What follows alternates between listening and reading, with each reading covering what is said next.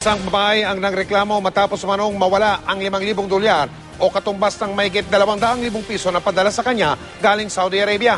Ayon sa tauhan ng Remittance Center, may iba na raw kumuha ng pera sa isa nilang sangay sa Cavite. Nakatutok si Victoria Tulad.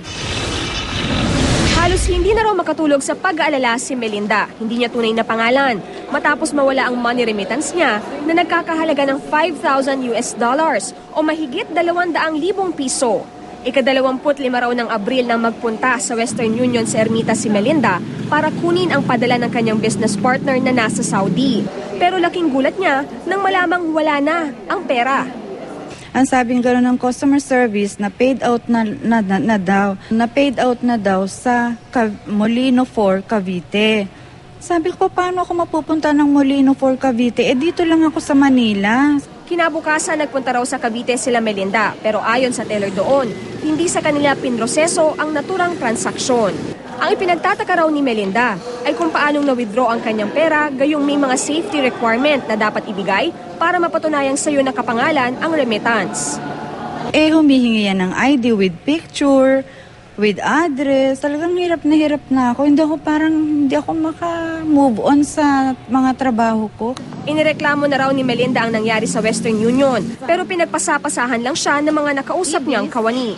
Sinubukan ng GMA News na kapanayamin ang Western Union. Tumanggi silang magpa-interview sa kamera, pero nagbigay sila ng written statement. Sabi ng Western Union, pinag-aaralan na nilang mabuti ang kasong idinudulog sa kanila. Hinikayat nila ang complainant na dumulog sa otoridad at handa sila makipagtulungan sa gagawing investigasyon. Lumapit na rin sa Bangko Sentral ng Pilipinas si Melinda. Ang BSP ang may jurisdiksyon sa remittance companies. Ayon sa ahensya, bihira ang idinudulog sa kanilang reklamo tungkol sa mga remittance company. Yung tao na supposedly na mayroong complaint tungkol sa remittance, gagawa yan ng sulat o liham and then ipapadala natin agad doon sa remittance agency. Binibigyan namin yan ng 10 araw para matugunan. Responsibilidad din daw ng mga teller na tiyakin ang pagkakakilanlan ng recipient ng remittance. Kaya kapag napatunayang nagkamali, kailangan palitan ng kumpanya ang nawalang pera. Paalala naman ng ahensya sa publiko, iba yung pong pag-iingat doon sa control number.